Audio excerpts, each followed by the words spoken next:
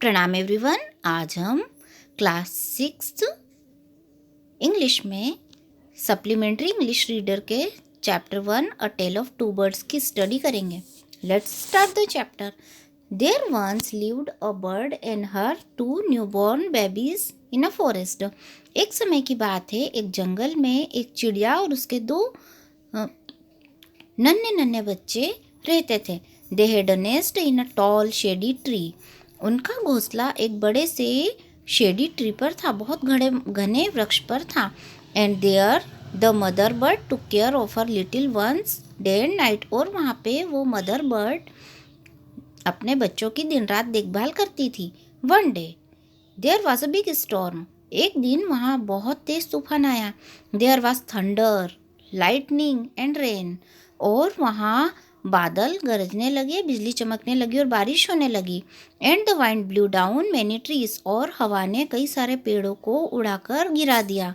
The tall tree in which the birds lived also came down. वह बड़ा सा पेड़ जिसमें कि वह पक्षी रहते थे वह भी नीचे गिर गया। A big heavy branch hit the nest and kill the bird. एक बड़ी सी भारी ब्रांच उस घोंसले पर गिरी और वह पक्षी भी, वो चिड़िया भी मर गई। Fortunately for the baby birds, the strong wind blew them away to the other side of the forest. और सौभाग्य की बात थी कि जो बेबी बर्ड्स थे, नन्हे नन्हे बच्चे, उन्हें एक तेज हवा का झोंका आया और उन्हें बहाकर जंगल के दूसरे कोने पर ले गया। One of them came down near a cave where a gang of robbers lived. उनमें से एक बच्चा एक गुफा के पास में पहुंचा, जहाँ पे कि मीन्स वो गुफा के पास में ही गिरा जहाँ पे कि लुटेरों की एक गैंग रहती थी। द अदर लैंडेड आउटसाइड अ ऋषिज आश्रम अ लिटिल डिस्टेंस अवे। और दूसरा बच्चा एक ऋषि के आश्रम से थोड़ी ही दूरी पर गिरा। Days passed and the baby birds became big birds. दिन बीतते गए और जो बेबी बर्ड्स थे वो बड़े पक्षी बन गए। One day the king of the country came to the forest to hunt. एक दिन उस जंगल का राजा जंगल में शिकार एक दिन उस देश का राजा उस जंगल में शिकार करने के लिए आया।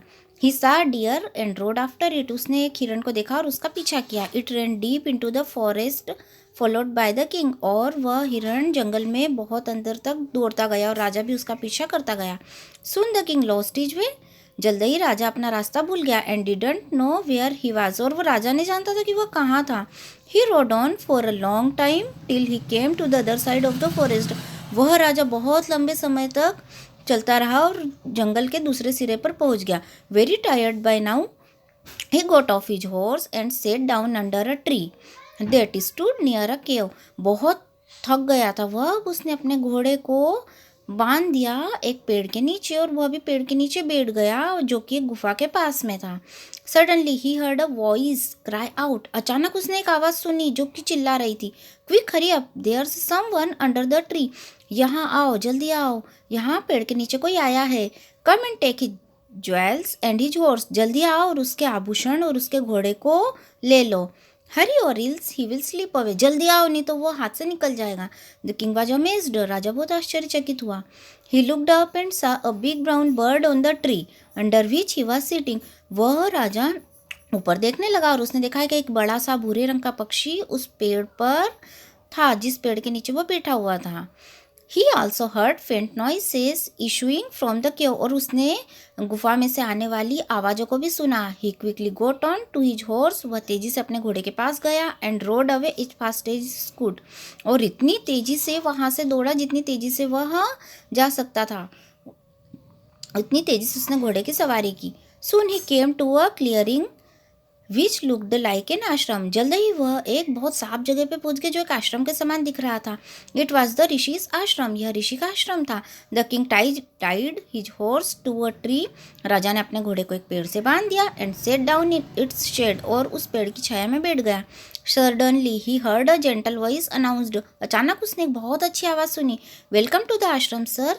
श्रीमान, आपका आश्रम में स्वागत है। Please go inside and rest. कृपया आप अंदर जाइए और आराम करिए। The rishi will be back soon. ऋषि जल्द ही आने वाले हैं। There's some cold water in the pot, वहाँ अंदर मटके में थोड़ा सा ठंडा पानी होगा। Please make yourself comfortable, कृपया आप जाइए और आराम से बैठिए। The king looked up and saw big brown bird in the tree, राजा ने ऊपर देखा और देखा कि एक बड़ा सा भूरे रंग का पक्षी उस पेड़ में बैठा हुआ है। ही वॉज अमेज्ड, उसे बहुत आश्चर्य हुआ। This one looks like the other bird outside the cave, he said to himself loudly, राजा ने खुद से कहा कि यह पक्षी तो बिल्कुल वैसा ही दिखता है जैसे गुफा के बाहर मुझे मिला था। You are right sir, answered the bird, अब इस पक्षी ने, इस चिड़िया ने उत्तर दिया कि हाँ सर, आप बिल्कुल सही हैं। ही इज़ माई ब्रदर, वह मेरा दो भाई है। But he has made friends with robbers, लेकिन वह लुटेरों का दोस्त बन गया है। He now talks as they do, वह वैसा ही बोलता है जैसे वो लुटेरे करते हैं। He doesn't talk to me any more, वह मुझसे नहीं बोलता। Just then the rishi entered the ashram, उसी समय ऋषि भी आश्रम में प्रवेश कर गए। Welcome sir, he had to the king, और ऋषि ने कहा कि आपका स्वागत है श्रीमान।